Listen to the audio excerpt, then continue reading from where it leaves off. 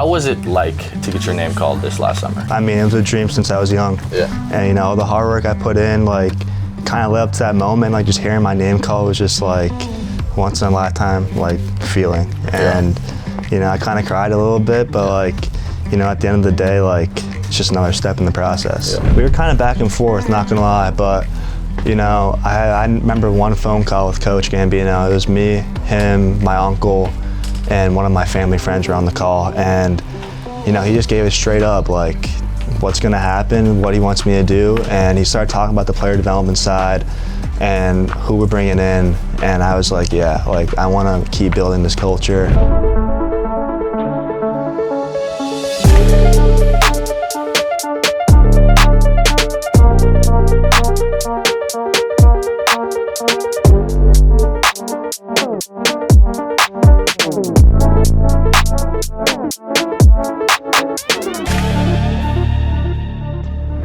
What's up, Nittany Nation? We're back with the Clubhouse, Season 1, Episode 2, Penn State Baseball. We got a great show for you guys today. Got a special guest, one of our own, our teammates, Bryce Molinaro. I'm your co-host, Kevin Carsitter. I'm here with my boy, Demo. You guys remember him from last week. We're going to get right into it. Bryce Molinaro, redshirt junior, right? Coming back for his junior season. He's a Pennsylvania native from Hazleton High School, right? Yep. Just down the road, not too far away. You initially committed to St. John's University out of high school in New York. He redshirted during his freshman year there, which was in 2023, right? Yep. And then you transferred to Penn State. Transfer-wise, we read something that says you were motivated by a better fit, closer proximity to home, right? Which aligned with Penn State's push to recruit and retain top in-state talent, right? Yes, sir. So Yes, we're sir. excited to have you back and appreciate you being on the show. Yeah, I appreciate it. Big time, big time. So I'm just going to run down some of Bryce Molinaro's stats and career notes from last year and the year prior. So he ranks second over all time at Penn State in single season RBI records at 61 in 2025, right? Ranks 7th in Penn State history with a .530 career slugging percentage, which is you know, unheard of in some sorts, right? Tied with for 7th of all time in single season home runs with 13 in 2025. Named third team All Big Ten in 2024 and Big Ten tournament All Team in 2024 as well. Most of all, Bryce was drafted in the 17th round in 2025 MLB draft by the Washington Nationals.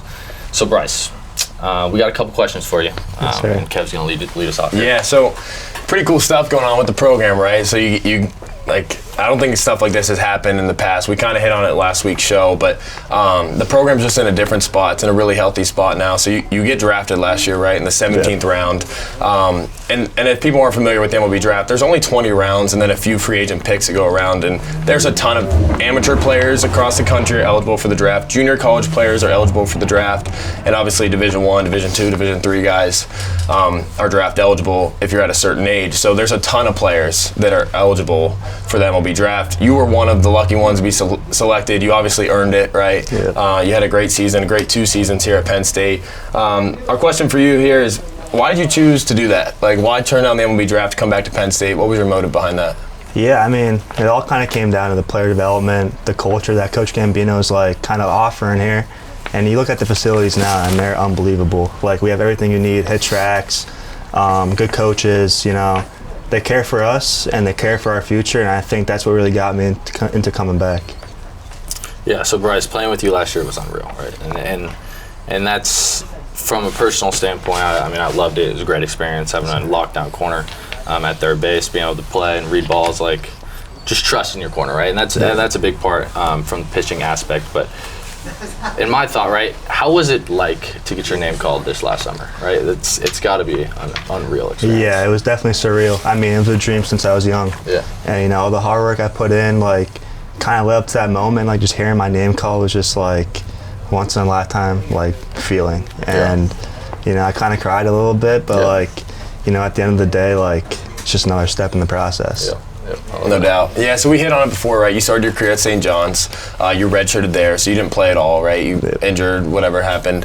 You then returned home to come play Penn State, just an hour down the road from your hometown, which was probably awesome for your family, friends. They get to come watch you play.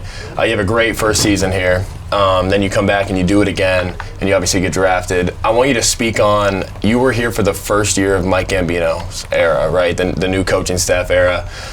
This is now your third year in the program. It's a new wave of talent, new wave of facilities. It's a different brand of baseball. Hit on what you've seen from year 1 to year 3 now and the improvements on this team. Yeah, man. I mean, it's actually something special. So first year I was here, didn't have a field, was getting worked on. Practiced probably 25 minutes down the road at this field called Shaner.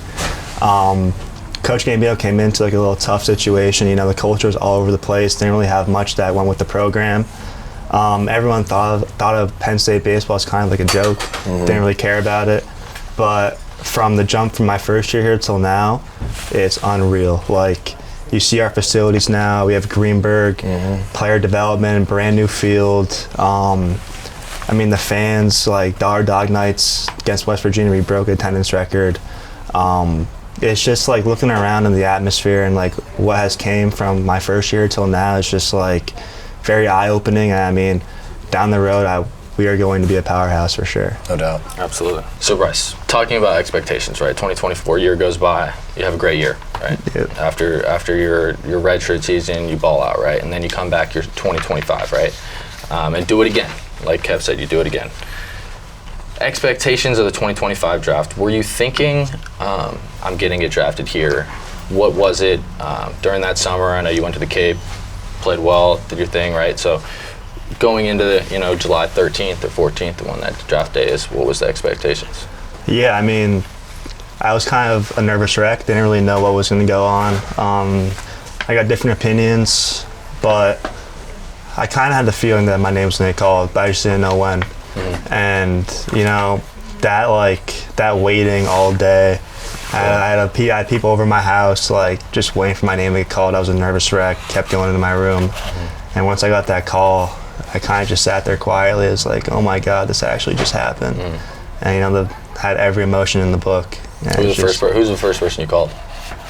So I actually hugged my dad, hugged my mom, went around the room. My girlfriend was there, my friends were there. Then the first person that actually called me was my best buddy that couldn't make it. He was on vacation, Johnny Joseph. He was crying too. He's been in there since day one, just like everybody else, but he was my first phone call. Love that. You talk about people that are important to you, right? You had your family, your friends there, your girlfriend, obviously. You coming back to college, the era is obviously different with NIL and stuff, and there's some opportunities there. You turned down a good chunk of money, right? So that's a tough decision. Talk about what went into that. Was that more of a tough decision, or was it more so that you just felt comfortable coming back to Penn State because you could develop for another year, improve your draft stock, and improve your game? Yeah, I mean, it was countless phone calls with Coach Gambino, talking with my family too, obviously. We were kind of back and forth, not going to lie, but, I remember one phone call with Coach Gambino. It was me, him, my uncle, and one of my family friends were on the call, and he just gave it straight up, like, what's going to happen, what he wants me to do, and he started talking about the player development side and who we're bringing in, and I was like, yeah, like, I want to keep building this culture. I want to get better, every year I'm just trying to get better, not only for myself but for the team as well, and that's kind of like what motivated me to come back. Awesome. What was one more question here? What was the most persuading thing for you to come back here? Like, what made it? Was it the facilities? Was it, family? Was it culture, like you say? What was it? I think it was a little bit of everything. It wasn't just like from my side, just like wanting me to get better. It was just like, what he was talking about, like with Greenberg and, new batting cages, people coming in, like, it was just like something I wanted to be a part of. Yeah, absolutely. And that's why I came back. So be honest, you got family, you got people pulling at you. Some people are probably telling you to go sign, right? I'm sure your girlfriend, she goes to Penn State, I'm sure she was pulling at you saying, no, stay, Bryce. What was that conversation like for you? She actually wanted what was best for me. It wasn't really like her just telling me to go back to Penn State or to go to the draft. She was in most of our conversations. Like, I let her in, like, where my head was at, and she would help me a little bit, but it wasn't one-sided. Like, I just wanted what was best for me and like how I wanted my career to go, and I just thought like coming back here was probably my best option. No doubt. That's awesome. Love that. We got a quote here, right? You did an interview after the draft. We got a quote here. Your words saying, "Being drafted is a dream, but there's a lot of work still ahead. Penn State has given me the foundation for that next step." I just want you to expand on that. What do you mean? Like, you've seen this program grow in the last 3 years. Yeah. How do you think this third year under Coach Gambino, under this staff, everything like that, this should be the year we kind of take off, right, and make some noise? Second most wins in program history last year. We hit on that.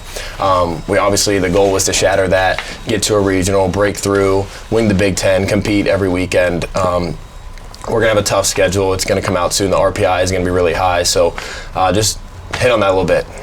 Yeah, I mean, like when I say there's still a lot of work ahead, like it's not just for myself. I know I keep preaching player development, but, you know, he's definitely building something special. And he always wants what's best for our guys. And, you know, just like noticing that and like just looking at it, like, so nothing better. Like, I know I'm not going to get worse when I come back here. I'm just going to get better. Mm-hmm. And not just for myself, but for the team as well. Mm-hmm. And I think it's something very special that, like, he's preaching and he's, like, actually, like, obtaining. And it's just, like, there's no need for me to rush my process. No doubt. Yeah, I think we hit on it, too. Last year you guys had a couple draft picks in the lineup, right? You and Paxton Kling. But now just talent top to bottom from a position player group, even on the mound. You're going to have protection in the lineup, right? Not that it's all about you, but that helps a lot, too. Like, you were coming back to a roster that is loaded up, really, right, for a good run. So that had to be easier, right? It wasn't like you were coming back and everyone was gone or everyone had graduated, right? They kind of reloaded. So how excited are you to expand on what you did the last couple of seasons and take on a bigger leadership role this season? Yeah, very excited. I mean, we have a bunch of dudes on this team, and I think people are starting to realize, you know, we had fall scrimmages. I mean, we've been putting up a lot of runs, barely getting up any runs. Mm-hmm. Like, what we're going to do this year is going to be something very special, and I think we're going to make a run, not just, you know, in the Big Ten tournament, but maybe even hosting a regional here, going to Supers, you know, going to Omaha. I mean, it's coming soon for sure. Yeah, those are the goals, no doubt. Yeah. Well, that's awesome. We got a little bit of background on you and your story, and that's, obviously we're glad to have you back. Like, people want to hear it, right? Yeah, people want to hear it. You had 2 great seasons, and, you know, Penn State baseball hasn't really heard of a guy who gets drafted in the 17th round and then turns it down to come back and, you know, start a culture like this. So, you know, love having you back, and we're ready to get going with you. Yeah, no doubt. And we're not trying to hype it up any more than what it is. Like, it truly, there's other programs across the country, and the SEC schools have this down. Guys get drafted in the later rounds, and they turn it down to go back, not only to improve their draft stock, because, like, it's fun to be in college and do something special with your boys. Like, you don't ever get that opportunity back. So I just think us hitting on it, it's because the program is in a healthy place right now. That's what's most notable, right? There's guys like you, and those are the foundation and the building blocks for this staff going forward. Like, that's the expectation, right? Penn State Athletics has made a huge investment into our facilities, all of that stuff, our food, how they treat us, how we travel, right? Like, we're going to get into that a little bit later, but there's just a lot of cons to staying in college baseball right now, and you're a lot of pros and why staying in college baseball is important, and you're a great example of that. So, yes, sir. We're going to switch gears a little bit. Let's do it. Talk about the MLB. You guys down for that? Yes, sir. I got a couple things here for you. Los Angeles Dodgers, NL champs. What do you guys think about that? Series sweep, 4 games. I mean, you instantly want to talk about Ohtani and what he did, right? So, I mean, we could talk about that, but ultimately we'll talk about the whole series in general. I mean, it's a sweep, right? So, you know, you got a team that dominates and it pitches and executes on the mound, and then also does what they need to do offensively. So, I mean, they're firing on all cylinders, and this is the time of year, October baseball. You know, that's when you really need to go. And like we as a group, when we get into July, June baseball, and really get in nitty gritty, that's when we need to play our best ball. So I mean, to watch them play and do that, it's pretty awesome. Yeah. What do you got, Bryce? Put that in simple terms, man. They're a powerhouse. Yeah. Powerhouse. You know, you got Freddie Freeman, Shohei. Mm-hmm. What they do on the mound and what they do in the field. I mean, you have Shohei hitting 3 bombs and striking out 10 people. I mean, like, are we serious? Yeah, it's unreal. Are we serious? I think it's also a great example of, you can kind of relate what the Dodgers have done to college and NIL, right? Yeah. Like, the Dodgers have spent the most money of any team, and a lot of people are upset by that. But the truth is, they have the best roster, and where are they at? They're in the World Series again, and they're kind of running the table. Now we'll see what happens to this upcoming series, but for example, like Penn State, like, we have every opportunity to do the same thing in athletics, right? People want to support the donors, all that stuff, and the investment they've made into it. It matters. And you've seen just with the baseball program, like, this is the best talent they've had here in a long time, and that's because of NIL. Like, it has helped us. So it's even playing ground, but let's talk about Shohei Ohtani, right? 3 bombs, 10 strikeouts, no runs given up. Like, this is unheard of stuff. What do you guys got on him? Is he the greatest player of all time? I mean, it was coming. Like, that performance was coming. He throws 100 on the bump. He's got, his pitch design is incredible. He's got, you know, his curveball that's 12-6 gross, you're not going to hit it, and he's got a fastball that rides above the zone at 100, right? And then at the plate, he can take a 78-mile-an-hour curveball, 400 feet, and then the next at bat, you get a slider, a hard slider at 92, right? Swings there, puts it almost 500 feet, and then later on in the game, he gets a 99-mile-an-hour fastball on the black away, and he puts it dead center. That's insane. Off the batter's eye.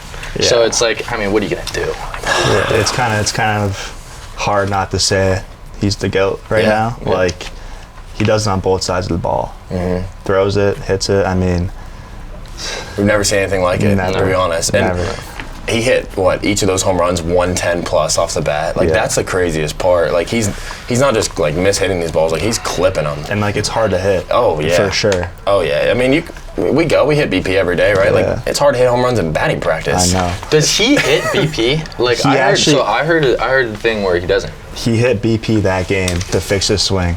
That's really? What I heard. Did he really? Yeah. Wow. Might have to keep that rolling. Game. Jeez. So, I need a definitive answer. Is Shohei Ohtani the greatest player of all time? Yeah. Yeah. Tell me another person that's done that. No doubt. And that's the other thing. Nobody has. I know they're going to compare eras and the Babe Ruth and the Mickey Mantle eras. This is the best era of pitching that baseball has ever seen. Yeah, you can't like even like see what they did. Like, if you put Babe Ruth in the game now, like, what's going to happen? Yeah. Like, they're throwing a lot harder, a lot more nastier stuff. Like, what he's doing is like, come on. What's going on, guys? Thank you for tuning in to State Media. I just want to let you guys know this is all made possible because of Family Clothesline. The crew down there does a great job, super supportive, and we can't thank them enough for their partnership. Make sure when you guys are in town, check them out. Got the best gear, freshest stuff, always up to date, super creative. And again, thank you for tuning in. I mean, you just look at the average fastball, right? It goes from 91 to 100 within a 10-year span. Yeah. Yeah. Like, it's tough. He just does it all, man. It's insane. I mean, props to him, but we got a good series coming up, right? Dodgers versus Blue Jays. Mm-hmm. I thought Seattle was going to take it, especially after that Game 6, or especially after Game 5 at least. But that home field advantage really helps, right? And what do you guys think? Game 7, George Springer last night, 3-run bomb to put the boys ahead. They go up 4-3. Just an insane scene there in Toronto. What do you think? Yeah, I mean, I was watching it, and as soon as he hit, I'm like, oh my God. Then you see him right on the base, he's like freaking out. Yeah. His boys are freaking out. I just like wonder what he was feeling like in that moment. Like, the man. Probably blacked out a little bit. Man. He did it on one. I think it was a heater, right? Yeah, he caught a heater. He was ready sinker for in. it. Yeah. It was supposed to. I'm pretty sure the catcher set up in. It was supposed to be like inch in, borderline in. He just left the sinker right over the dish at 95. Yeah. And let's talk about that as hitters, Bryce. Like, in those situations, I was explaining to somebody today, like, hitting, a lot of it is guessing. Like, you're selling out for a certain pitch. Exactly. Especially on heaters. Like, we're trained to be on time for the fastball and not miss the fastball. Yeah. You think he was cheating that heater? He had to be, right? Had to be. Yeah, so what's that mindset between you two, right? I've been hitting, I don't even know how long. I got like 5 ABs in high school, but like, what's that mindset like when you're rolling in the box, you got a guy that's throwing hard, good sink, you know, big opportunity at the plate. What are you looking for? If he's got a plus pitch, he's got a plus slider or whatever it is, right? And he's a new guy. And you haven't really seen him. What's that mindset like going into it? I mean, you almost got to sit heater. If you don't, like, you're just gonna get blown up by it anyway. Yeah. You always gotta be ready for it. That's like kind of my mindset. But obviously there's like data nowadays, like what pitch he throws more often. Like, you got a spinner or he throws his heater more often. But like, in those late games, man, primarily just getting heater. Yeah, just show what you That's can. their best pitch. And like I just think you guys sit that at all times. No doubt. Jeff? Yeah, ready for heater, adjust to everything else. I mean, it's so tough to be on time for 95 as is. Like if you're looking for off speed and you're late on heater, you got no chance. No chance. Especially you see like poolside home runs like that, getting the head out is what they call it. Like you're I mean, if I were to get an AB, if Bino said, hey, like, Damo, get ready to go. Out for the heater? I'm foot down. I don't even think I'm lifted. I'm just here, little step maybe, and I'm on time for that heater. I mean, you throw a curveball 10 feet out of the zone, I'll probably swing it. Not here, though. I mean, you getting at bat, Will Joust is calling curveball. Yeah. You're not getting a heater. Still hit it. No. We're getting pitched backwards here. But Maybe not even 3. I might get a slider. You might get a slider. Ready, chuck. That righty slider gives you nightmares. All right, let's keep it moving. We hit on the MLB. My thing is college football. I know you enjoy it too. Yeah. I'm hoping you're a big college football guy. So we got some good games coming up this week. We're going picks of the week here, okay? First game, Ole Miss at Oklahoma. This is the highest ranked matchup of the week. Who do you got and why? I got Ole Miss. I had them last week. They aired the ball out. They scored a lot of points. Came up short, but they had a good week. What? Ole Miss came up short last week. Oh, they did. They did come up short. Lost to Georgia. But they did. But it was, I told you, right? It was going to be a high scoring game. You did call it. I said it was going to be a high scoring game and then be slinging the rock. And they're going to look good. And they did. I mean, here and there. But, I got Ole Miss. Ole Miss by 10. I like it. Bryce? No, I'll ride that. I haven't really watched much about Ole Miss or Oklahoma, but I got you. I'm with you. Yeah, I'm with you. That's my third baseman right there. I'm with you. I'm taking that D2 quarterback, man. I believe in him. I still can't pronounce his name, but he's a stud for Ole Miss. So I got Ole Miss on the road beating Oklahoma. Next game, this one hits a little bit close to home for us, right? Because the Missouri head coach, he's linked to the Penn State job. There's some rumors about that. We'll see. There's a bunch of names being thrown out, obviously. But Missouri on the road at Vanderbilt. Diego Pavia versus Bo Pribula, the former Penn Stater. Yeah, I'm a big Diego Pavia fan. Thanks to him, I got another year. But who do you guys got? I was watching their Vandy game last week, and he looked good, man. He looked good. He's running the ball well. He's picking up man defense. I mean, if you got a quarterback that's, he's what, 5'9", 5'10", everybody says he can't do it, and he still does it. I mean, that kind of guy's dangerous. Johnny Manziel vibes. He's got a chip on his shoulder, and I'll go with Vandy here, even though I love Bo. I mean, he was a dude here, but it'd be nice to have him back. It would be nice. We'll see, man. We'll see. He might come back next year. That'd be sweet. NIL, baby. No, yeah. I got Missouri, bro. Oh, why? I'm riding with my guy Bo. Okay. He's nasty, man. I mean, you see him play, and like his playmaking ability. Like, who did they play last week? Alabama. Yes. They lost. Yeah, they lost 2 weeks ago. I don't know who they played last week, but we're gonna buy. They come up short. But, I mean, I think they lost by 3. Yeah. Yeah, it was a good game. Good game. Really good. Yeah, he's had a great year. I mean, he was in Heisman talks for a little bit. He probably could still do it. It's crazy. Like it literally just takes one guy to change a culture like that, right? Like Missouri was building, and this is what we're talking about with Penn State baseball. It's the same analogy. They're just building, and you just keep stacking guys. You get one dude in there, it changes the energy, changes the culture, changes the vibe, and you take off. Look, they're on their way to the college football playoff. They keep handling business. So I just think it's impressive, right? Vanderbilt's been like the doormat of the SEC and college football, right? Everyone used to beat up on them. Nick Saban even said the only team in the SEC that you hoped you played every year was Vanderbilt because you knew it was an automatic win. Well, now they're ranked 10th in the nation, highest ranking since 1947. Yeah, and they're the team to beat too. And it's all because of who? Diego Pavia, right? You guys changed no doubt. Pretty awesome. He's changing the culture. He's ready to go. Vandy on the come up. All right, so we got our picks in. Next game, Texas A&M versus LSU. This is in Death Valley at LSU. I think it might be a night game. But what do you got? Last year, Texas A&M beat LSU 74-72 in 7 overtimes. So you can go with a high-scoring game here. Yeah, I could do it if I wanted to. Who you got? I'll pick me a Tiger. Pick me a Tiger. I'll go LSU, and I got him by. Got him by 3. Went on a 45-yard field goal. Okay, I love it. I got LSU by 15. LSU by 15. All right, good picks. I really like A&M's head coach, Mike Elko. I would love for him to be Penn State's head coach. He's done a phenomenal job at A&M. Changed that place around since Jimbo Fisher left. So I'm a big fan of him and the way they play. They're flying to the ball. Like, you watch them, they're a team to watch right now. So I like A&M. And LSU's been scuffling. Yeah, obviously lost to Vanderbilt last week, so I got the Aggies. Next game, UCLA versus Indiana. UCLA is on a 3-game win streak. Yeah. Penn State helped that cause, which is not good. We gave them a dub, right? Their first dub of the year. Yeah. Their quarterback's balling out. They fired their coaching staff, and the guy. They're just scrambling at this point. Yeah, right? they're just playing with no fear, like nothing to lose. It's backyard ball. Yeah, it's unbelievable. But they're going on the road to a tough Indiana team. We've talked about Kurt Cignetti. Who do you got and why? Well, I mean, I got Indiana. They're nasty. Yeah, that's about it. I mean, they're going to run the ball until, UCLA packs the box with 8 guys, and then next thing you know, they're going to air the ball out 60 yards and put up 75 points, hopefully. Yeah, I think it's hard to pick against Indiana right now. Yeah, no doubt. I mean, they're a good ball club for sure. Yeah, Indiana's ranked 2nd in the country. This is the highest ranking in program history. Can you believe that? That's crazy to think. And it's program history? Yeah. It's even crazier to think that Penn State started as number 2 in the country. Number 2, and they dropped to, I don't even know. That was tough. But, yeah, I'm with you guys. I think the UCLA magic comes to an end this week. I got Indiana for sure, especially at home. I hope, underdog, baby. I love me a Cinderella. But hey, we thought Penn State was going to be UCLA, and UCLA came and whooped us up. So never count them out. They're rolling on all cylinders right now. But all right, so we got our college football picks of the weekend. That's good stuff. We'll circle back next week and see how we did, right?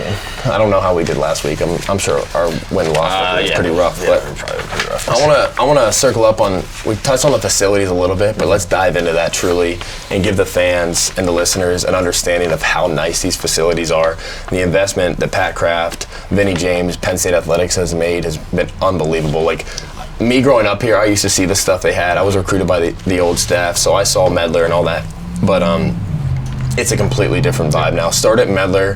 How nice is that, Demo? How different is it? It's all new, right? Yeah, so, I mean, when we rolled in last fall, it was all under construction. So we were pretty much in a renovating locker room, and it was that gritty sense, rolling out on a cold night. Didn't really have everything that you wanted in a sense, right? And then come springtime, they got new locker rooms, they got new cages, new in-house lifting room, right? Like a new training room that's got 8 beds, hot tub, cold tub, everything you can ask for, right? So, I mean, that flip in general, you could see that our coaches are just feeding into the program, feeding into the culture, feeding into the teammates. I mean, they trust us, with all this expensive stuff. I mean, shoot, they got massage chairs that are $70,000 and they got 4 of them, what I'm saying? So they're doing everything they can to make sure we develop the right way, so it's good to see. Yeah, no doubt. You've seen the facilities change a ton, right? You hit on practicing at Shaner, which is like a local community field, the first fall you got here, because they were redoing Medler, redoing the surface of the field, new LED lights, brand new Jumbotron in left field, which is amazing. I hope we can cue a clip of how nice Medler is now. We'll definitely get that up there, but it's it's probably the best facility in the Big Ten. Talk about what you've seen in the past 3 years. Yeah, I mean, coming in here when I transferred in,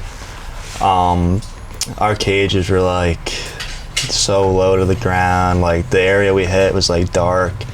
There's like wasn't really a good feeling about it. But like now, I mean, you see it, like it's unbelievable. I mean, we have everything you need in that area, like you said, lifting. Yeah. And you get food at Greenberg whenever you want. Come on. Yeah. We cover there too, like the recovery room, and what they have there is just like it's literally everything you need in one spot. Yeah. They treat us so well. I've been fortunate enough to go to, like I told you guys, I went to IMG, so I've seen some of the best facilities in the world there. Like that place just has everything you could dream of. Penn State's nicer, and that's saying a lot because like IMG is just known for elite facilities, and I came up here.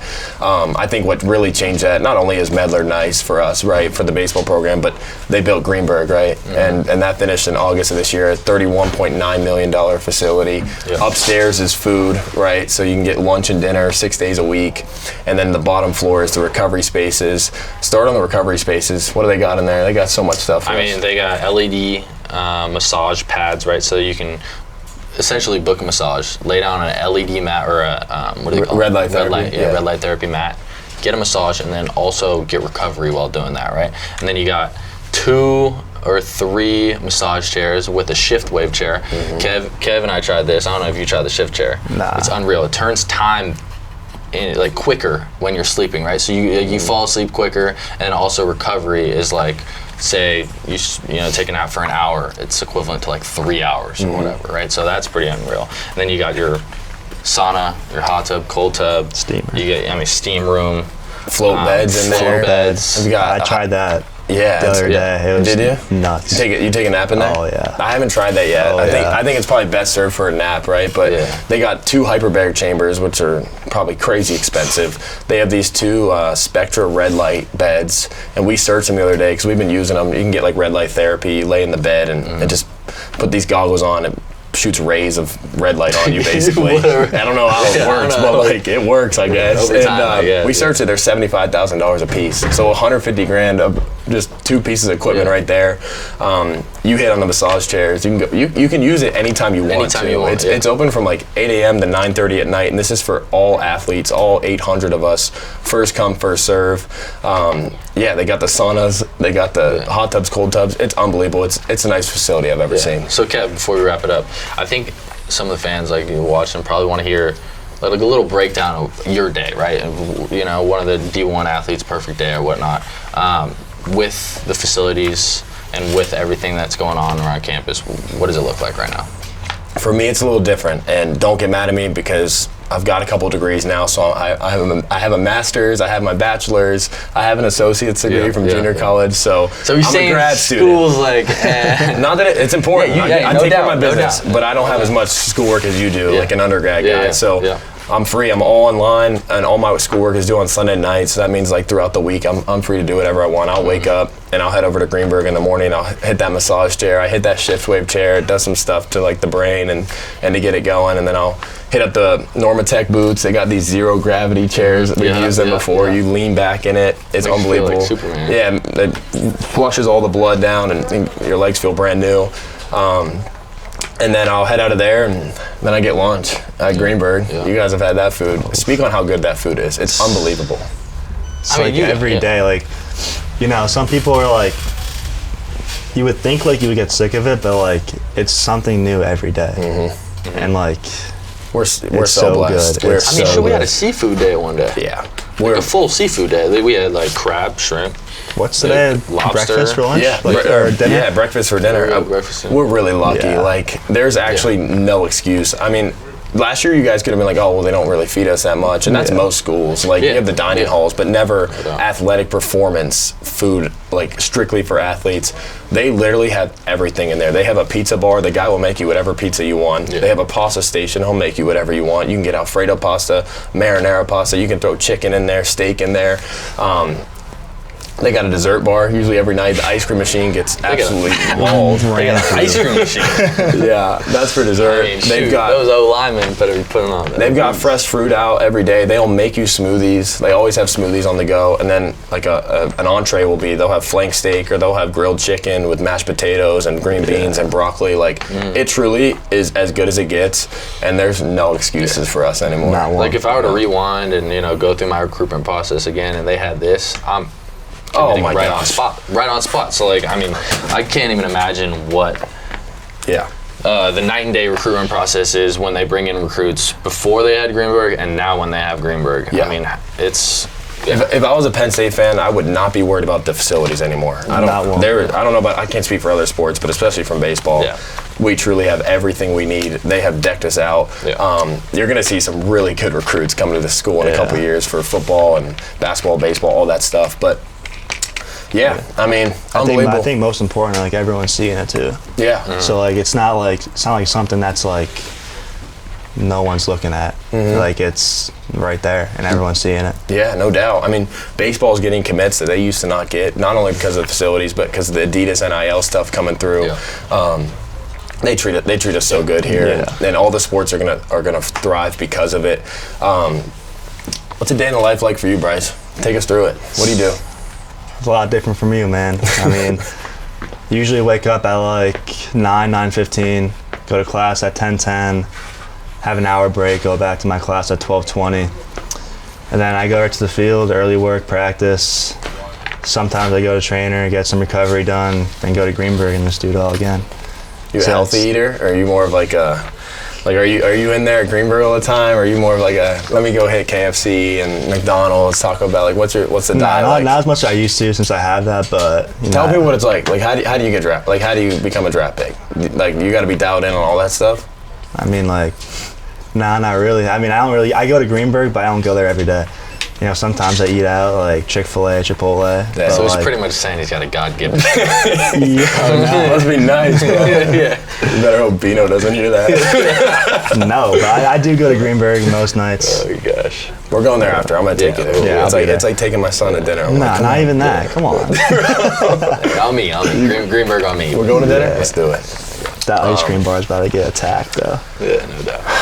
One more thing I want to hit on. The schedule this year. It's gonna be crazy, right? We got, I think, Indiana State opening up, right? Yeah, it's Indiana State and Arizona State. Yeah, Arizona. no, it's gonna be unbelievable. Like the best schedule we've had here in a long time. absolutely. We're starting in Scottsdale, right? We're flying out there. We're playing UConn, and as you said, we're playing Grand Canyon, and then playing GCU. Yeah, playing GCU out there. Tell the people where else we're heading. We got some cool trips planned. Going to the Bahamas, man. That's going to be sick. That's where we're playing Indiana State, I think. Look at my tan on. That's crazy. No, we're Indiana going there to State. win, bro. Yeah, we're going there to win. And also get my tan on. We're not here for vacation. No, we don't. We got Just some saying. hard midweeks, too. Yeah. We got UCF coming into town. We're going to Lubbock, Texas to play Texas Tech, right? Yep. We're going, our Big Ten schedule's tough. We're going to Oregon, to Nebraska, going out to Columbus, Ohio State. So this is going to be an awesome schedule. Yeah, no doubt. Big Red. Yeah. You experienced that, huh? Yeah. That's crazy. Gives me nightmares. Really? Yeah, I mean, I legit have nightmares, but I mean, you gotta love it. You gotta love it. We're fired up. Embrace that, baby. Yes, sir. Yeah. So it should be an awesome season. We got a ton planned, right? Yeah. A lot of expectations for ourselves, and obviously you coming back for your hopefully again your last year. You still have 2 years eligibility, right? Yep. But you'll make this your last year and have a Yep. great season. We're obviously happy to have you back. I'm sure Demo is. Yeah. But yeah, man, we're so glad to have you on the show. We appreciate you joining. And Yeah, thanks for having me, guys. yeah, no doubt. Yes, man. sir. Thanks, guys. All right, Nittany Nation, we appreciate you guys tuning in. We're happy to have Bryce on the show. Got my boy Demo here. We're so thankful to Family Clothesline. They always hook it up. They're so good to us. We'll be back next week for our 3rd episode of Season 1 with the Clubhouse. This is Penn State Baseball signing off.